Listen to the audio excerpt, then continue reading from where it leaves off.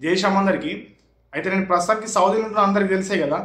నేను ఇక్కడికి వచ్చిన తర్వాత ఒకటి ఆలోచించిన, ఏంటంటే ఇక్కడి రియాలు మన ఇండియాలో 23 రూపాయలు అంతానం ఎందుకు అవుతున్నది అని ఆలోచించి తెలుసుకున్నది ఏంటంటే, ఇక్కడ 1938 ఆ సంవత్సరం క్రూడ్ ఆయిల్ అనే పదార్థాన్ని కనుక్కున్నారు. అది అమెరికాతోని చేతులు కలిపి అమెరికా ఒక సంస్థ ఇక్కడికి వచ్చేసి 1938లో కనుక్కున్నారు. అక్కడి నుంచి ఇప్పటి వరకు వీళ్ళ జీడిపిల 40% అర్థం చేసుకుని ఒక్కసారి 40%ని రూల్ చేస్తుందంటే ఈ పెట్రోల్ బావులలో ఎంత ఆమ్దాన్ ఉంటుందో చూడండి ఒకసారి. దాని తర్వాత ఇక్కడ నుంచి ఉత్పత్తి అయిన క్రూడ్ ఆయిల్ వేరే దేశాలకు ఎగుమతి అవుతుంది.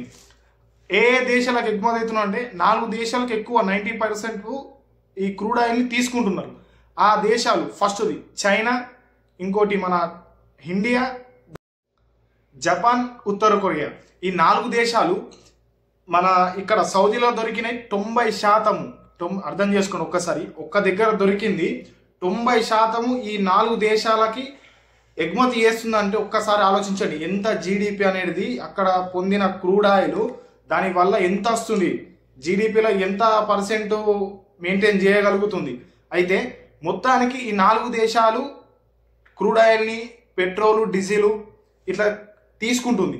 దాని తర్వాత 1938 తర్వాత నుంచి 2024 వరకు $1.1 ట్రిలియన్ దాటిపోయింది. అంటే మీకు అర్థం కావాలంటే $400 బిలియన్, అంటే మీకు అమెరికన్ డాలర్లు ఒకసారి అంచనా వేసుకోవాలి ఎంత జీడిపి పెరుగుతుందో ఇక్కడ.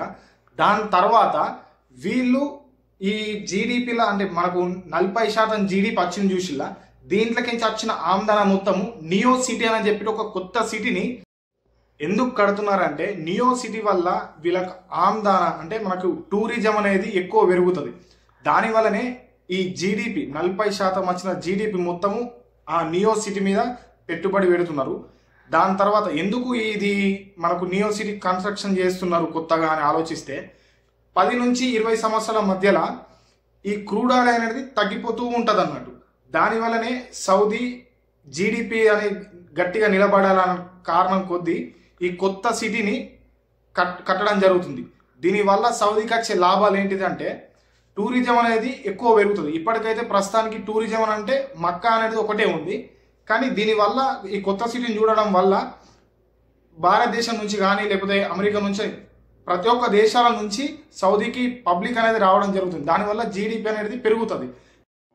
మొత్తానికైతే ఈ న్యూ సిటీ, దాని తర్వాత ఈ క్రూడ్ ఆయిల్, దీనివల్ల ఇప్పటికీ నంబర్ 1 స్థానంలో ఈ ప్రపంచం ముందట సౌదీ అనేది నిలబడింది. దీనివల్లనే ఇప్పటికీ ఆ జీడిపి అనేది ఒక స్థాయిలో ఉన్నది. మీకు వీడియో నచ్చితే షేర్ చేయండి, లైక్ చేయండి, సబ్స్క్రైబ్ చేయండి. ఇంకొన్ని కొత్త వీడియోలు కావాలనుకుంటే నాకు కామెంట్ చేయండి. ఆ వీడియో గురించి మనము చర్చిద్దాం. రైట్.